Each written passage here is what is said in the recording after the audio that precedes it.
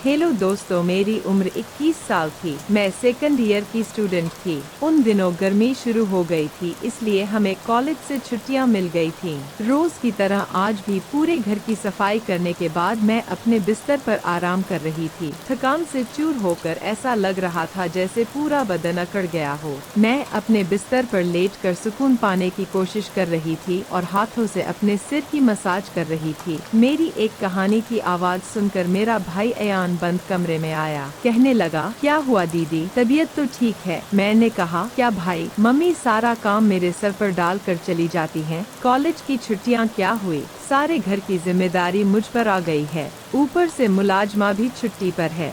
मुझसे नहीं होते ये घर के काम। मेरी बात सुनकर वह मेरे पास बैठ गया और कहने लगा, मेरी प्यारी बहन, कोई बात नहीं, मैं अभी तुम्हारे लिए दूध लेकर आता हूँ, उसे पियोगी तो सुकून मिल जाएगा। अयान की बात सुनकर मैं मुस्कुरा दी और कहा, बस तुम खाना बाहर से ले आना, मैं थोड़ी देर सोऊंगी तो मेरी तबीयत कुछ बेहतर हो जाएगी। अयान कमरे से निकल गया। कुछ देर बाद ठंडे दूध के गिलास के साथ वह वापस आया। मुझे उस पर बहुत प्यार आया। दुनिया में बहुत कम ही ऐसे भाई होते हैं जो अपनी बहनों का इतना ख्याल रखते हैं। मैं उसे ढेर सारी आशीर्वाद देने लगी और उसका लाया हुआ दूध पीने लगी। दूध पीने के बाद मैंने ग्लास एक साइड पर रखा और लेट गई। अयान कहने लगा, चलो मैं तुम्हारा सिर दबा देता हूँ, तुम सो जाओ। वह मेरे सिरहाने बैठ गया और अपने हाथों से मेरा सिर दबाने लगा। मुझे भी सुकून आने लगा था, दर्द की भी कम होने लगी थी। मैं आंखें मूंद कर सोने लगी और गहरी नींद में चली गई।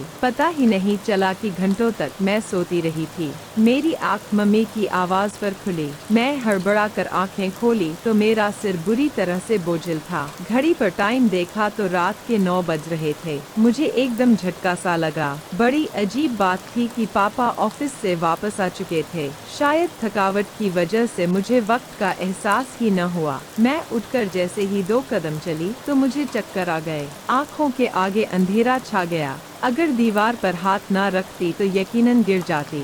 मैं फ्रेश होकर बाहर आई तो खाने की टेबल पर सब बैठे मेरा ही इंतजार कर रहे थे। मैं जाकर आराम के साथ कुर्सी पर बैठ गई। वो मुझे देखकर अयान खाना मेरी प्लेट में डालने लगा और फिर मम्मी से कहने लगा कि मम्मी, अन्नू पर काम का बोझ थोड़ा कम डाला करें। अरे, अगर अन्नू नहीं आ रही तो उसकी जगह किसी और को रख लें। यह बेचारी सारा दिन काम करके थक जाती है। देखें तो इसकी रंगत भी पीली पड़ चुकी है। मेरी हालत वाकई खराब हो चुकी थी। मैं काफी थकी हुई महसूस कर रही थी। मेरी मम्मी और पापा दोनों ही जॉब करते थे, क्योंकि सिर्फ पापा की जॉब से घर चलना मुश्किल था। ऊपर से हमारी पढ़ाइयों के खर्चे भी कुछ कम नहीं थे, इसलिए मेरी मम्मी भी उसी कंपनी में जॉब करती थी जहां पापा करते थे। मैं और अयान कॉलेज जाते थे, मगर अभी गर्मी की वजह से छुट्टियां थी, इसलिए हमें घर ही रहना पड़ रहा था। मैंने ये बात नोट की थी कि पिछले कुछ दिनों से अयान मेरे साथ कुछ ज्यादा ही अटैच हो चुका है।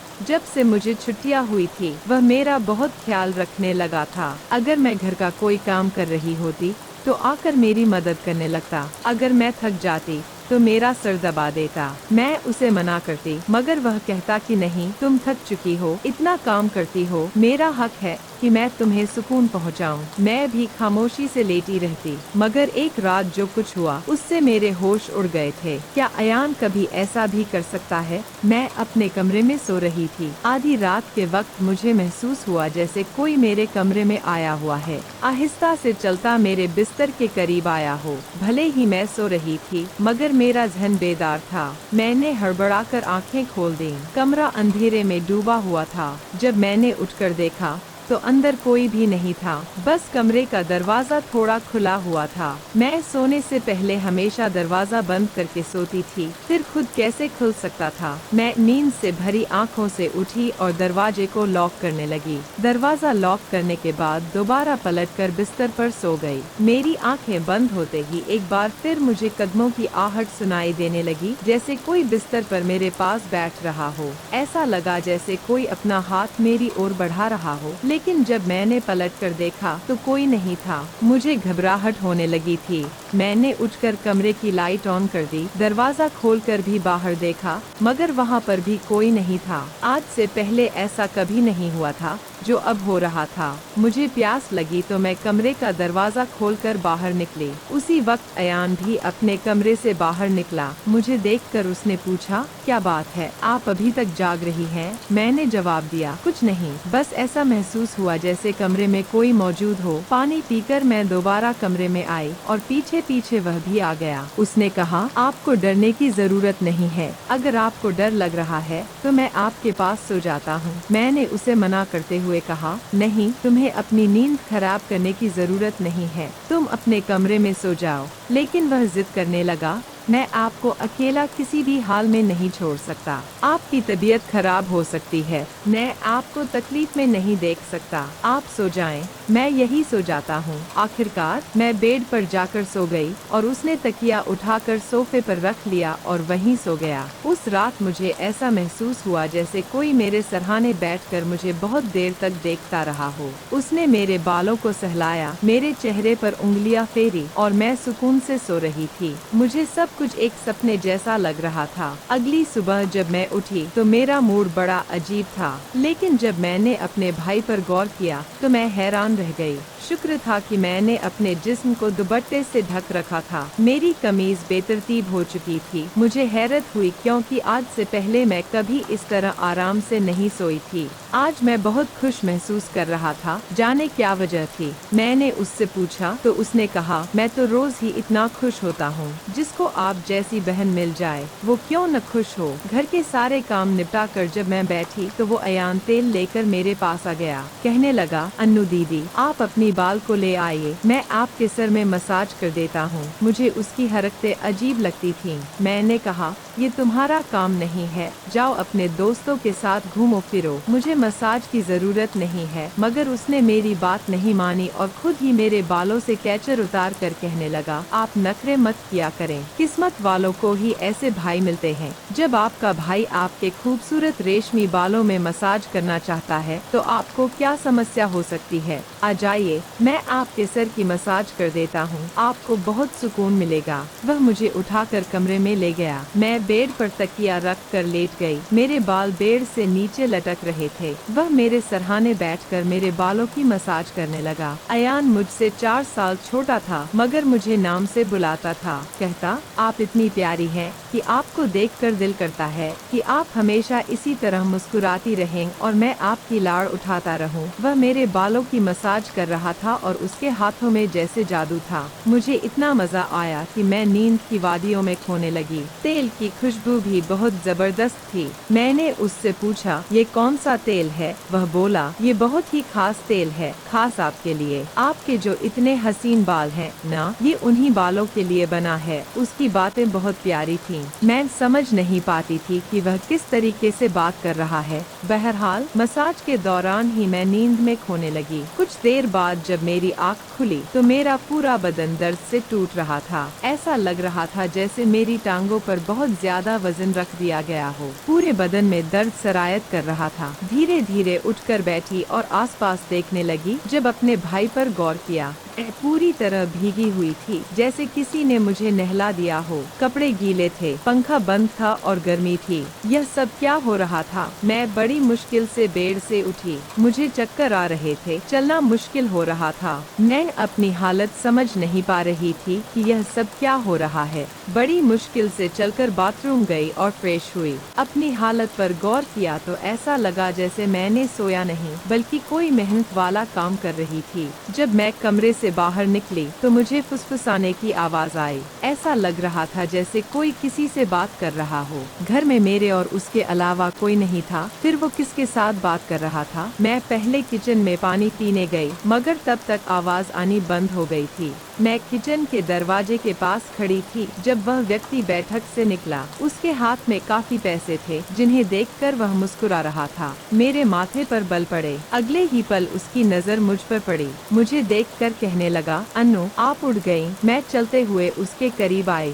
वह हड़बड़ाकर पैसे अपनी पैंट की जेब में डाल रहा था, मगर मैंने उसका हाथ पकड़कर उन पैसों को सामने लाकर कहा, इतने पैसे तुम्हारे पास कहाँ से आए? वह नजरें झुका चुका था। कहने लगा, आप प्लीज पापा को मत बताना। मैं ताज्जुब में थी कि उसने ये पैसे पापा के क्यों नहीं दिए। मैंने सख्ती से पूछा तो वह सहम गया। कहने लगा, ये पैसे तो पापा के एक दोस्त ने कई साल पुराने कर्ज के रूप में लौटाए थे। मैंने सोचा था कि इनसे ही मोबाइल लूंगा, लेकिन उसने पैसे मुझे थमा दिए। मैंने कहा, हाँ तुमने अच्छा किया। घर के हालात देखो किस कदर खराब हैं। हमारे माँ बाप दोनों नौकरी कर रहे हैं और तुम मोबाइल लेने की बात कर रहे हो। वह शर्मिंदा था। मैंने वो पैसे रात को पापा को दे दिए थे। उस रात उसने मुझसे कोई बात नहीं की और जल्दी सोने चला गया। अगले दिन मैं किचन में काम कर रही थी जब अयान अपने दोस्तों के साथ घर में दाखिल हुआ। वह जितनी हैरान होती उतना कम था, क्योंकि वह अपने दोस्तों को सीधा लाउंज में ही ले आया था। उस वक्त मैं दुपट्टा उतारकर बर्तन धो रही थी। जब वह सब हंसते हुए अंदर आए, मैंने तुरंत दुपट्टा किया और फिर अयान को समझाने लगी कि यह क्या तरीका है। तुम जानते हो इस वक्त मम्मी पापा घर नहीं है, फिर भी इन लोगों को घर ले आए हो। अयान कहने लगा, यह मेरा घर है। जब आपको मेरा ख्याल नहीं है तो मैं आपका ख्याल क्यों करूं? अच्छा खाना तैयार करो, मेरे बहुत खास दोस्त हैं। वह मुझसे काफी नाराज हो चुका था, मगर अब मैं क्या करती। खाना तो बनाना जरूरी था। मैं उसके दोस्तों के लिए खाना बनाने लगी तो वह बोला, खाना परोसने भी तुम खुद ही आओगी। मुझे अयान का रवैया हैरान कर रहा था। छोटी सी बात पर वह ऐसे कैसे बदल सकता था। मैंने खाना टेबल पर लगा दिया। मैंने गौर किया कि उसके दोस्त बार बार मुझे घूरकर देख रहे थे। वे सभी अयान की उम्र से बड़े थे और अजीब तरीके से घूर रहे थे, जैसे कच्चा ही खा जाएंगे। मैं अपने कमरे में बंद होकर रह गई। जैसे ही वे गए तो मैं अयान पर फट पड़ी कि दोबारा तुम्हारे दोस्त मुझे इस घर में नजर न आए। मगर वह तो अगले ही पल मेरे गाल थाम कर कहने लगा, इतना गुस्सा कहाँ से आता है? उन्होंने नहीं आएंगे वे दोबारा। मगर आप इस बारे में मम्मी पापा को कुछ नहीं बताएंगी। कैसा लड़का था यह, कभी प्यार जताने लगता तो कभी चिढ़ने लगता। बहरहाल मैंने हमें सर हिला दिया और अपने कमरे में चली गई। मुझे अयान की हरकतें कुछ मुश्किल सी लगने लगी थी, क्योंकि वह मुझे अजीब तरह से देखने लगा था। उस रोज भी जब मैं अपने कमरे में आराम करने के लिए सोई तो अचानक मुझे अपने पैरों पर किसी के हाथ महसूस हुए। मैंने बौखलाकर आंखें खोली तो अयान मेरे पैरों को अपनी गोद में रखकर मसाज दे रहा था। मैंने उसे ऐसा करने से मना किया, मगर वह कहने लगा, मैं जो कर रहा हूँ मुझे करने दे। इस घर में एक मैं ही हूँ जिसे आपकी इतनी फिक्र है। मम्मी पापा को तो काम से ही फुर्सत नहीं है। खैर मैं भी थक चुकी थी। आंखें बंद की और सोने लगी। अयान के हाथों के मसाज से मैं नींद की गहराई में खोने लगी थी, मगर जब मेरी आँख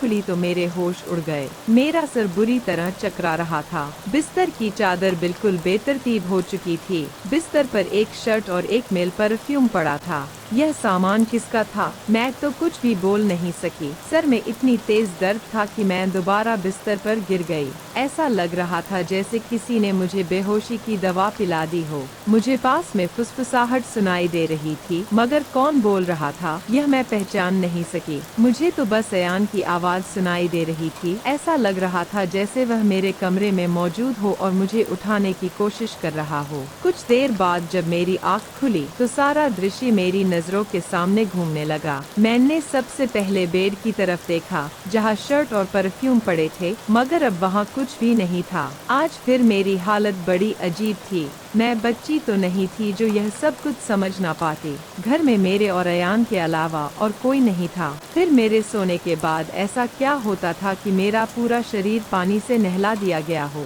सिर्फ इतना ही नहीं, मेरा शरीर दर्द से चूर था और रंगत भी बिल्कुल पीली हो चुकी थी। दिन ब दिन मैं कमजोर होती जा रही थी। उस दिन भी अयान मेरे करीब आने की कोशिश कर रहा था, मगर मैं बहाना बनाकर अपने कमरे में आ गई थी। दिमाग में अजीब से विचार आने लगे थे। तबीयत भी काफी खराब थी। मेरी हालत देखकर माँ भी परेशान होने लगी। उन्होंने कहा कि वे अगले दिन ऑफिस से छुट्टी लेकर मुझे डॉक्टर के पास ले जाएंगी ताकि पता चल सके कि मुझे क्या समस्या है। उस रात मैं बार बार उठ रही थी और ठीक से सो नहीं पाई। अगले दिन मेरे माता पिता हमेशा की तरह अपने काम पर चले गए थे। उन्हें शायद मेरी परवाह नहीं थी। मैं खुद ही डॉक्टर के पास गई, जहां अल्ट्रासाउंड में पता चला कि मैं गर्भवती हूँ। आखिर यह सब मेरे साथ कौन कर सकता था? अयान मेरा भाई था, लेकिन फिर मेरे दिमाग में यह बात आई कि मैं उसे सगा भाई समझती हूँ। बात ऐसी थी कि किसी से छिपी नहीं थी कि मेरा सौतेला भाई है। वह मेरी माँ की दूसरी शादी से है, जबकि मैं माँ की पहली शादी की औलाद हूँ। इस तरह की बातें मुझे गलत सोचने पर मजबूर कर रही थीं। समझ नहीं आ रहा था कि कैसे अपने माँ बाप को यह बात बताऊं। अयान, मेरा सौतेला भाई, जब मेरे पास बैठता तो कभी मेरा हाथ पकड़ता तो कभी मेरे गाल खींच देता। एक दिन मैं अस्पताल गई और अबॉर्शन से पहले डॉक्टर से कहा कि इस बच्चे का DNA टेस्ट करे। डॉक्टर ने रिपोर्ट दी और जब मैंने देखा तो मेरी सांसें थम गईं। जो मैं समझ रही थी वैसा कुछ नहीं था। बच्चा किसी और का था, लेकिन कौन हो सकता था? मैंने अपने कमरे में मोबाइल का कैमरा फिट कर दिया। एक दिन जब माँ बाप घर पर नहीं थे, अयान फिर मेरे पास आया और मेरे सिर की मालिश करने लगा। मैंने बहुत कोशिश की कि न सोऊं, लेकिन तेल में शायद बेहोशी की दवा थी।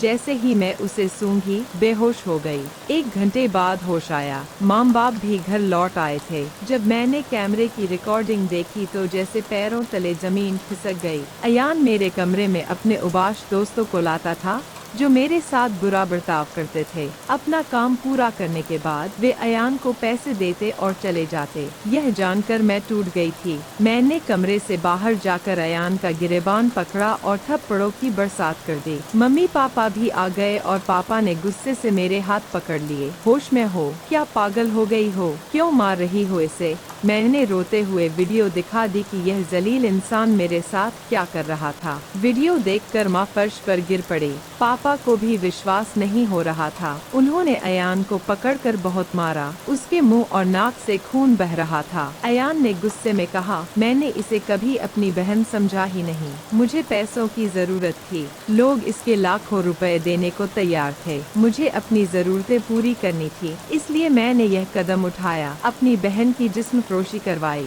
मैं अपने कानों पर हाथ रख कर बस रोए जा रही थी। पापा ने उसे इतना मारा कि वो लहूलुहान हो गया, मगर जैसे तैसे खुद को उनसे छुड़वा कर घर से भाग गया और फिर कभी पलटकर उस घर में नहीं आया। मेरे पेट में पल रहा बच्चा नाजायज था, जिसका मैंने अबॉर्शन तो करवा दिया, मगर अयान ने जिस कदर घिनौना खेल मेरे साथ खेला था, मैं मरते दम तक नहीं भूल सकूंगी। भाई वही होता है जो आपके सगे वालिदैन से हो। किसी भी अनजान मर्द के सहारे अपनी जवान जहान बेटी को छोड़ना बहुत बड़ी बेवकूफ़ी है, क्योंकि शैतान परस्त मर्द हर वक्त इस आड़ में रहते हैं कि वो किसी न किसी बिनती हवा की इज्जत को नीलाम करें। तुम्हें अपनी तमाम देखने और सुनने वाले से यही गुजारिश करूंगी कि हमेशा अपनी बेटियों को साथ पर्दे में रखें और कभी किसी भी अनजान मर्द के सहारे पे उन्हें अकेला ना छोड़े। इस सारे मामले में गलती किसकी थी? मेरे माँ बाप की, जो पैसा कमाने के चक्कर में बच्चों से बिल्कुल ही बेफिक्र हो गए थे, या फिर मेरी कि मैं अपने सौतेले भाई के साथ अकेली इस घर में रहती थी और उस पर हद से ज्यादा एतबार करती थी, उसे अपना सगा भाई समझती थी।